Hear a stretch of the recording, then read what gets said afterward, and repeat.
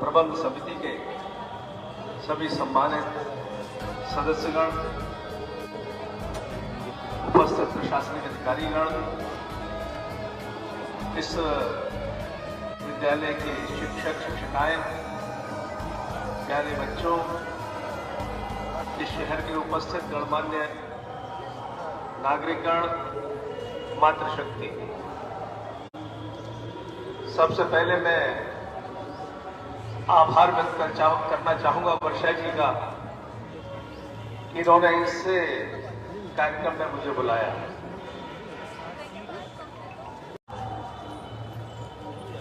और फिर थोड़ा विलंब हुआ मुझे, क्योंकि अमेरिका से आई है, इसलिए टाइम की पंक्चुअलिटी वो सही 11 बजे आपको आना है।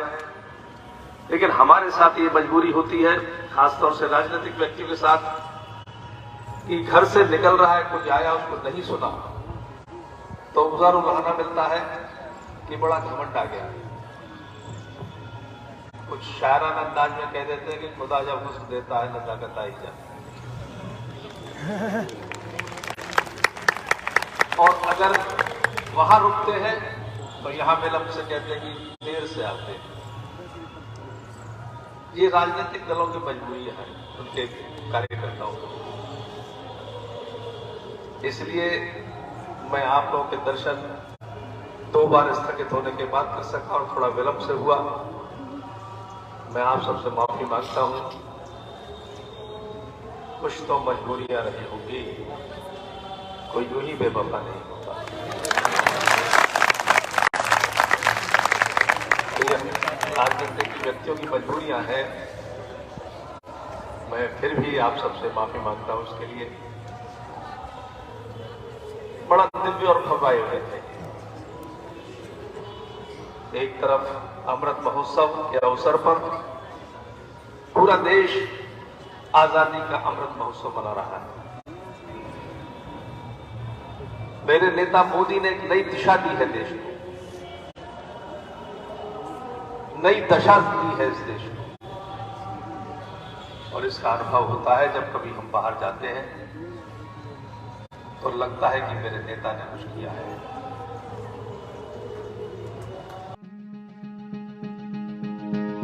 वर्तमान में प्रबंध तंत्र की उपाध्यक्ष वर्षा सिंह जी द्वारा यह स्थापित किया गया है।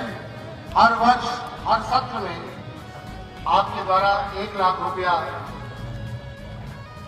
पढ़ने वाले छात्र छात्राओं के उत्साहवर्धन के लिए ये दिया जाता है।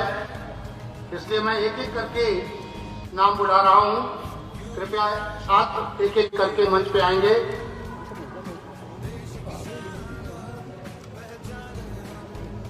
अभिकृति Awasthi, BA BSc third year Shruti Pandey,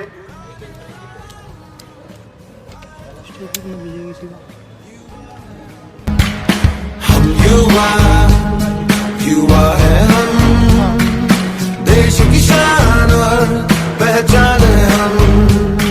मदमस्त सी बहती बयान है हम, प्रगति की ऊंची उड़ान है हम। भारत के युवा है हम।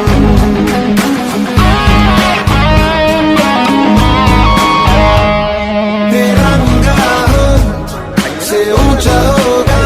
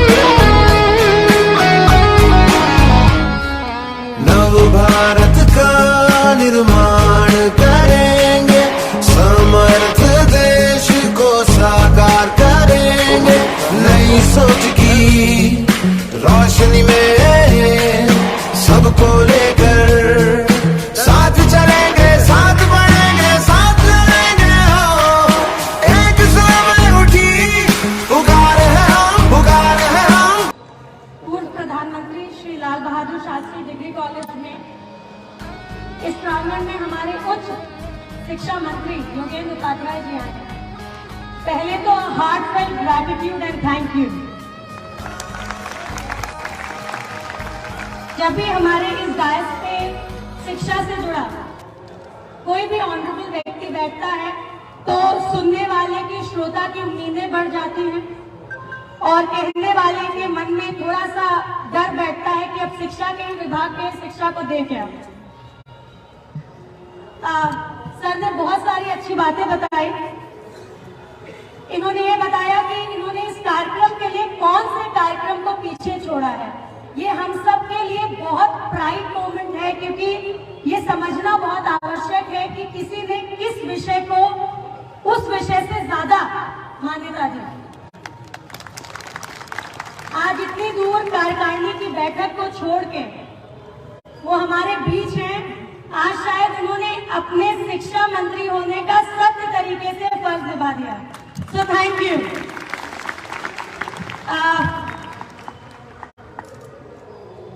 It takes me immense pride. मैंने इस मंच से हमेशा कहा है कि मेरे लिए यहाँ का प्रांगण बहुत ही पायस है, शुद्ध है, स्पेशल है, क्योंकि 20 वर्ष तक जिस पद पे आज मैं हूँ, मेरे पिताजी विराजमान हैं। जब कोई चीज की आप लेगेसी बढ़ाते हैं तो अक्सर लोगों को लगता है कि लेगेसी का मतलब पद का धारण करना होता है। एक्चुअली लेगेसी की परिभाषा जो मैंने अपने माता पिता से सीखी, उसकी परिभाषा थी कि लेगेसी मतलब उनके अच्छे कार्यों को आगे बढ़ाना, उनको जीवित रखना उनके कार्यों के माध्यम से, और तब शायद आप उनको सच्ची श्रद्धांजलि दे सकते हैं। जब आप चले जाते हैं तो मैं ये मानती हूँ कि आपने कैसी जिंदगी जी है, आपके जीने के बाद दिखाई देती है। जब भी मेरे माता पिता का नाम इतने गर्वपूर्ण तरीके से लिया जाता है, उनके कार्यों की इतनी प्रशंसा की जाती है, मुझे ऐसा लगता है कि माता पिता तो सबको मिलते हैं, पर इस तरीके के माता पिता बहुत योग्य लोगों को मिलते हैं। तो उन्होंने तो अपना कार्य पूरा कर दिया, पर उनके जाने के बाद मैंने अपने माता पिता को 11 दिन के अंतराल पे खो दिया। जब तक मैं ये समझ पाई कि माँ गई, तब तक पिताजी भी चल दिए। आक्रोश था, दुख था, पीड़ा थी, पर ये समझ में नहीं आया कि ऐसा क्या करें कि उनके कार्यों को इसी तरीके से जीवित रखें। ईश्वर ने मुझे मौका दिया 2021 जनवरी में इस पद को संभालने का। शायद इससे बेहतर कोई तरीका नहीं हो सकता था, शायद इससे बेहतर कोई प्लेटफॉर्म नहीं हो सकता था जहां से मैं उनके कार्यों को आगे ले जाने की शुरुआत करूं। मैं इसे बहुत प्राउडली कहती हूं कि मैं जो भी कुछ बनी हूं उसके पीछे सिर्फ 2 चीज है, ना धन है ना पद है, सिर्फ मेरे माता पिता के संस्कार और उनकी दी हुई बहुत अच्छी शिक्षा। और जब हम शिक्षा के विषय में बात करते हैं तो यहाँ बैठा हर यूथ इस बात को समझे कि आप किसी भी वर्ग से आते हो, आपके माँ बाप किसान हो, किसी के घर में बर्तन करते हो, किसी के यहाँ चूल्हा कट्टा करते हो, आपका घर खपड़े का हो, आपके घर के परिसर प्रांगण में एसी, टीवी, फ्रिज ना हो, इससे कोई फर्क नहीं पड़ता। आपको ईश्वर ने एक ऐसा प्रांगण दिया है जहां से आप अपनी हैसियत बढ़ा सकते हैं और वहां से यहां तक आ सकते हैं।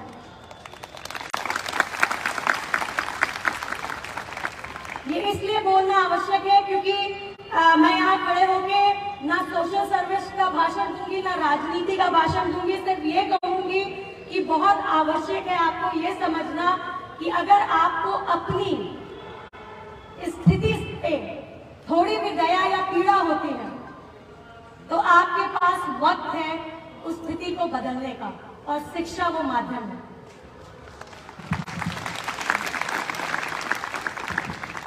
जब मैंने माननीय मंत्री जी को अपने यहाँ आमंत्रण दिया, उसके पीछे सिर्फ एक और एक वजह थी। हम शास्त्रीय समारोह हर साल मनाते हैं। मेरा आपको पता है इस कार्यकाल 2 साल का ही है। आप सब इस परिसर का मुझसे ज्यादा हिस्सा है। तो जब हमने उच्च शिक्षा